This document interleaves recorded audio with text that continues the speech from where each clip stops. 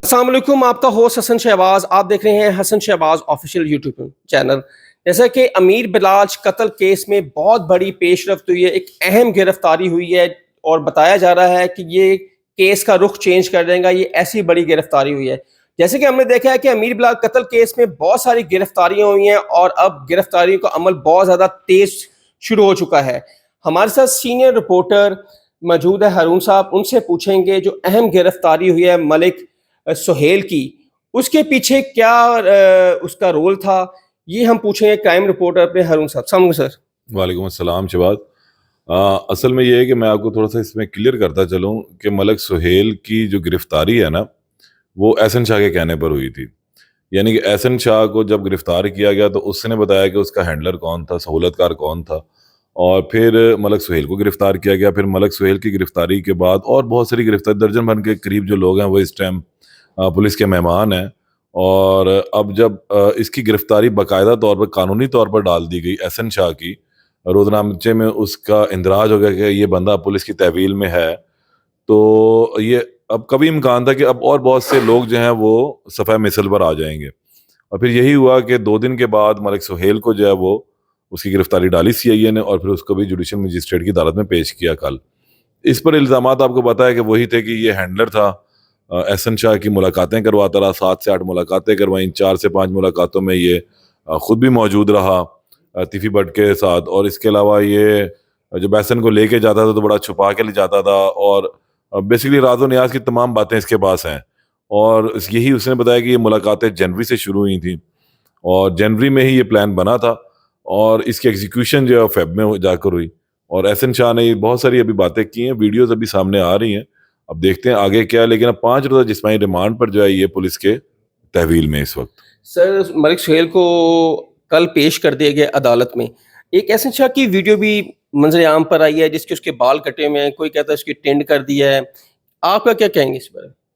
या देखें, ये जो टेंडों वाली स्टोरी तकरीबन आज से कोई 2 हफ्ते पुरानी है कि जी जितने लोग पकड़े गए सबकी टिंडें कर दी गई, और यूट्यूब ने तो कर भी दी, बहुत जल्दी टिंडें तो कर दी। और फिर यूट्यूब ये भूल गया कि टिंड करने के बाद उतनी ही तेजी से बाल भी सिर पे आ जाते हैं, तो वो उन्होंने तेजी जल्दी बाल नहीं आते जितने एहसन शाह के दिखाए गए हैं। हाँ जी, जितनी टिंडें करवाई गई हैं ना चैनल्स के ऊपर, इतनी देर से बाल नहीं आते, तो थोड़ा जल्दबाजी कर दी यूट्यूबर्स ने टेंड करवाने में। और कल वाली वीडियोस भी एक रूटीन मैटर है कि एक बंदा जब पुलिस की तहवील में जाएगा तो वो वहां पर मॉडलिंग करने नहीं जा रहा, फिर पुलिस उसको अपने तरीके से रखती है, और कोशिश ये होती है कि वो एक ये रवायती तरीके हैं, आपकी जो सेल्फ रिस्पेक्ट है उसको डाउन किया जाता है, आपका हुलिया बिगाड़ दिया जाता है। तो इस तरह करके फिर जो है ना पुलिस, अब एक बुजुर्ग है जिस तरह भी जो मलिक सुहेल है, इसके भी बाल तराशे हुए हैं, इसे हम तराशना कहते हैं, टेंड करना नहीं। और अगर हमने उसको थंबनेल बनाना है तो फिर टेंड कर दी हमने उसकी, इतनी सी चीज़ है। वो एक बुजुर्ग इंसान है, अगर अब आप उसकी बाल उतार देंगे तो जाहिर सी बात है वो क्या खुद को फील करेगा शीशे में। ये रूटीन मैटर है पुलिस का, जो भी जेल में जाएगा और उसकी बाल काटे जाएंगे। हाँ, ये रवायती तरीका है तफ्तीश का, डराना, धमकाना और उसकी इज्जत नफ्स को मजरू करना कि बंदा टूट जाए, ताकि जब वो टूटेगा तो फिर वो हकायक बयान करेगा। और यही उन्होंने इनके साथ एक रवायती तरीका इख्तियार किया है। सर, तीफी भट्ट साहब ने जो इंटरव्यू दिया है 24 को, वो बहुत सारे लोग कहते हैं कि प्लांटेड इंटरव्यू था, और लेने वाला और देने वाला दोनों ने ऐसे सवाल पूछे जिसमें तीफी भट्ट का जो सवाल में कुछ सवाल उन्होंने दिए नहीं, जो मनपसंद सवाल थे तीफी भट्ट साहब ने वो सवाल दिए, बाकी सब स्किप कर गए। मुझे नहीं हैरानगी होती है कि आप जब भी किसी शख्स का इंटरव्यू करने जाते हैं ना, तो वो शख्स आपसे पहले क्वेश्चनर मांगता है कि भाई आप मुझे क्वेश्चनर दें। मतलब आपने मुझसे पूछा ना, जी जी, तो मैंने आपसे पूछा भाई आप मुझसे क्या पूछने आ रहे हैं, ये क्वेश्चनर है, बिल्कुल। तो आप मुझे बताएंगे तो मेरे से मुतलका होगा तो मैं आपको इंटरव्यू दूंगा, जब नहीं होगा तो मैं क्यों दूंगा आपको।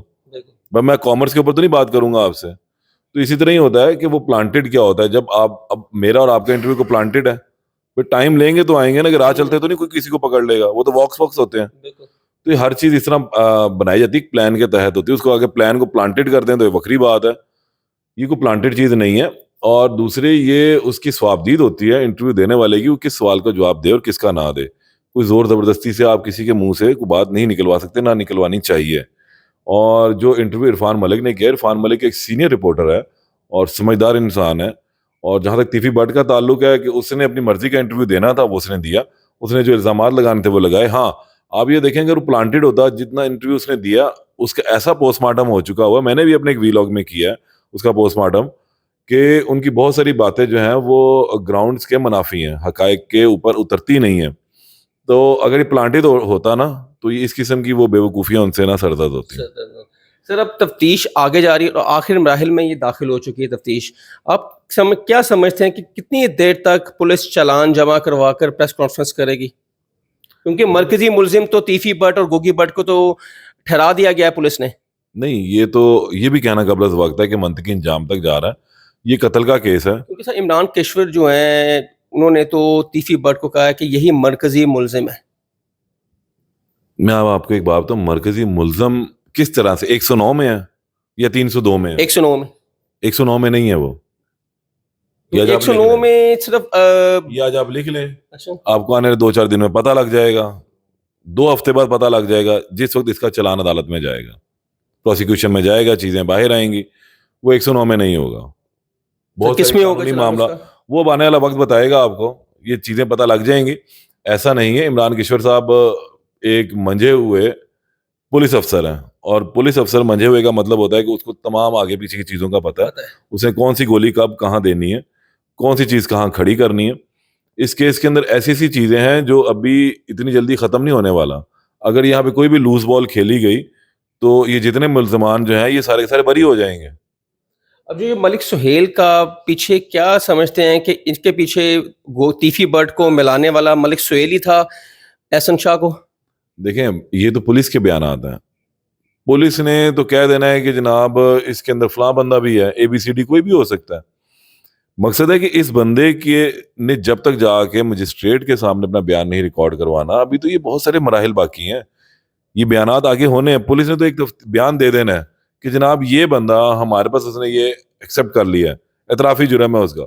वहां पर फिर उसने उसके ऊपर जो है ना, मजिस्ट्रेट ने उससे बयान रिकॉर्ड करना, हाँ भी तुमने एतराफ़ी बयान दिया, तुम्हारा ही है, क्या बयान है तुम्हारा, वो वहां रिकॉर्ड होगा, वो असल बयान होगा।